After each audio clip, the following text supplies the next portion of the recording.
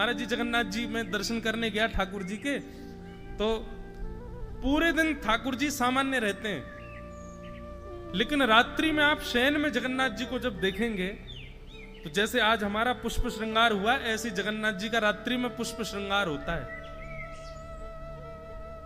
बाकी के सब जगह मंदिरों में विधान ऐसा है कि श्रृंगार कम किया जाता है, रात्रि में ठाकुर जी शयन में जा रहे हैं, पर श्री जगन्नाथ धाम में पुरी में ठाकुर जी का अद्भुत श्रृंगार और पुष्पों से श्रृंगार किया जाता है ठाकुर जी का। तो हमने वहां के पुजारी जी से पूछा कि जगन्नाथ जी को इतना काय को सजा रहे हो? भाई रात में सोने जा रहे हैं, इतनी माला आपने पहना दी, ठाकुर जी को चुभेगी नहीं? तो वहां के उड़िया हमारे जो वैष्णव हैं, पंडा पुजारी हैं, वो सब बोले अरे नहीं नहीं नहीं, ठाकुर जी सोने थोड़ी जा रहे हैं, तो श्रृंगार करके तो कहीं घूमने जाते हैं। तो मैंने कहा कहां जा रहे हैं? बोले कि ठाकुर जी के कपाट बंद होते ही श्री जगन्नाथ जी यहां से अंतर ध्यान हो जाते हैं और सीधे वृंदावन में रास विहार करने के लिए गोपियों के समीप पहुंच जाते हैं। और इसका महाराज जी तर्क इतना सुंदर दिया, पुजारी जी बोले कि यदि हम ठाकुर जी के श्रृंगार में जरा सी त्रुटि कर दें, जैसे कि माली यदि इतने किलो फूल लाया और हमने ठाकुर जी को सजा दिया, ठाकुर जी उससे कम पुष्पों में ही सज गए, कुछ फूल रह गए, तो हमने सोच लिया कि चलो अब जबरदस्ती काय को इतने पुष्प ठाकुर जी के ऊपर रखें, ठाकुर जी सज तो गए हैं। तो ठाकुर जी स्वप्न में दर्शन दे करके गुस्सा करते हैं कि तुमने हमारा श्रृंगार कम किया, आज वो फूल जो बचे रह गए थे क्यों तुमने छोड़ा उनको? श्री जी ने और वृंदावन की गोपियों ने हमको बड़ी डांट लगाई कि तुम अपना श्रृंगार करके नहीं आए हैं, रास बिहार में आए हो, अच्छे से सज धज के आया करो। इसलिए जितने पुष्प आते हैं सारे पुष्प ठाकुर जी को धारण कराए जाते हैं। क्यों? क्योंकि शयन होते ही श्री जगन्नाथ जी वृंदावन पहुंच जाते हैं और वहां रास बिहार करते हैं। वृंदावन सत्य है। द्वारिकाधीश कपाट बंद होते ही द्वारिका में द्वारिकाधीश का भीतर बैठे नहीं, सीधे वृंदावन पहुंचते हैं। अच्छा देखो, इसको घटित कैसे करोगे? मेरे मन का भाव है, कहीं लिखा भाव नहीं है। वृंदावन में महारास होता है और महारास का मतलब है जितनी गोपी उतने कृष्ण। तो वृंदावन के ले लो राधा रमण जी, वृंदावन में बिहारी जी, वृंदावन में राधा वल्लभ जी, वृंदावन में गोपीनाथ जी, मदन मोहन जी, दामोदर जी आदि आदि, फिर भी लाखों गोपियों की, करोड़ों गोपियों की पूर्ति तो होगी नहीं। इतनी सारी गोपियां हैं तो उनकी पूर्ति कैसी होगी? तो श्री पंडरीनाथ भगवान भी पहुंच जाते हैं, श्री जगन्नाथ भगवान भी पहुंच जाते हैं, श्री द्वारिकाधीश भी पहुंच जाते हैं, श्री बद्रीनाथ भी पहुंच, जितने भी श्री कृष्ण के, श्रीमन नारायण के पूरे भारतवर्ष में जहां कहीं भी ठाकुर जी के देवस्थान हैं, शयन होते ही ठाकुर जी वृंदावन पहुंच जाते हैं और वहां पर रास विहार करते हैं। अनेक रूप से ठाकुर जी रास कर रहे हैं। तो वृंदावन सत्य है।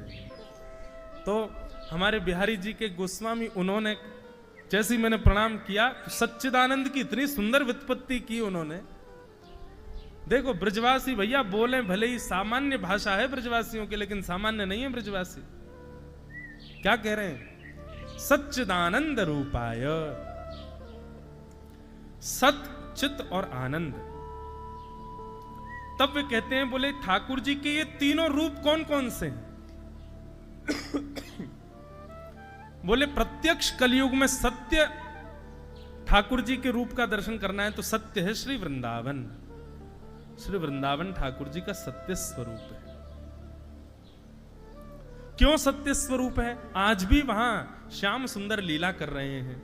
आज भी भले ही हमको दिख नहीं रहे पर अनुभूति कुछ तो हो रही है, नहीं तो लाखों लोग क्यों जा रहे हैं वृंदावन?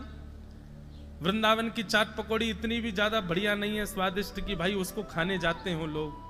कुछ तो अनुभव उनको हो रहा है वृंदावन में, कोई तो ऐसा गुरुत्वाकर्षण है। कर्षतीति कृष्ण।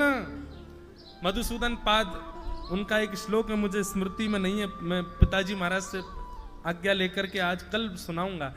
वो मधुसूदन पाद सरस्वती एक श्लोक कहते हैं, आपको शायद स्मृति में हो।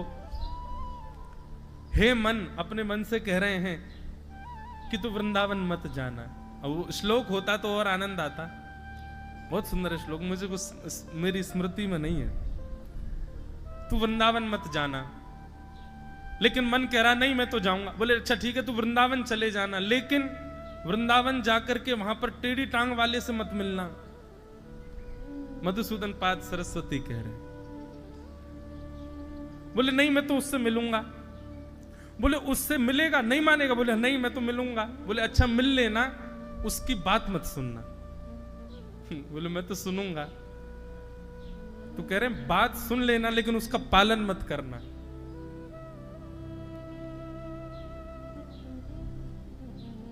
अरे कहां तक, जब एक बार आपका मन वृंदावन आने से रुका ही नहीं है ना, तो फिर कहां तक रोकोगे। वृंदावन आ गया मतलब कृष्ण के पास आ गया। वृंदावन परम सत्य है। ठाकुर जी का सच्चिदानंद रूप में सत्य स्वरूप है श्री वृंदावन। क्यों?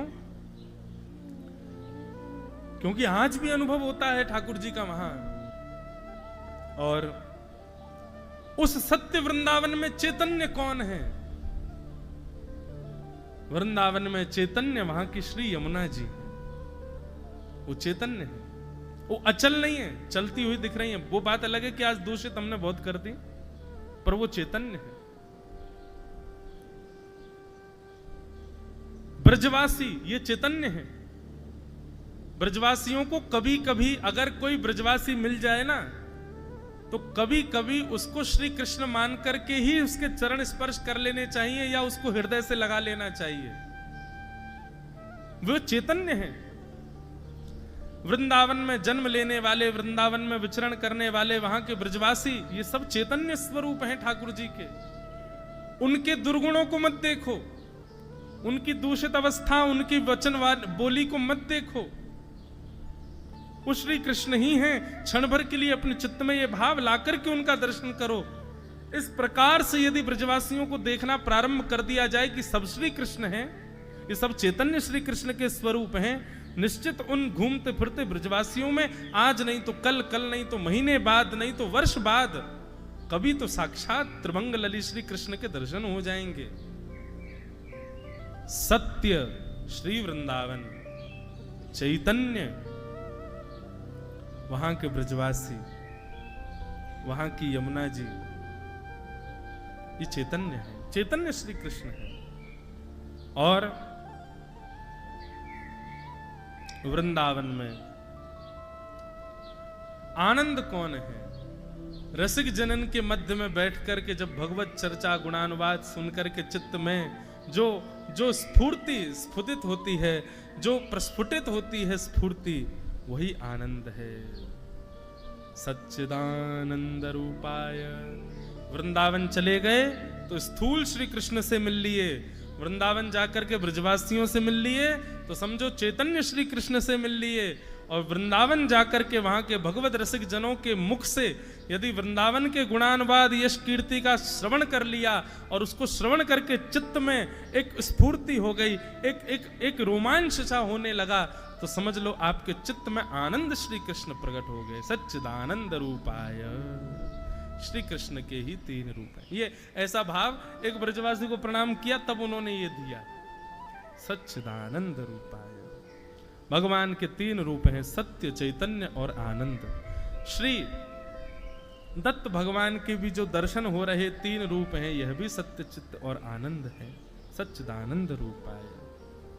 क्या करते हैं ठाकुर जी? बोले विश्वोत्पत्त्यादि हेतवे, विश्व की उत्पत्ति करना, पालन करना और उसका संहार करना, ये ठाकुर जी के तीन काम है। तापत्रय विनाशाय, तीन तापों का विनाश करने वाले ऐसे श्री कृष्णाय वयम नमः। ऐसे श्री कृष्ण को हम बारंबार प्रणाम करते हैं, उनको बारंबार वंदन करते हैं।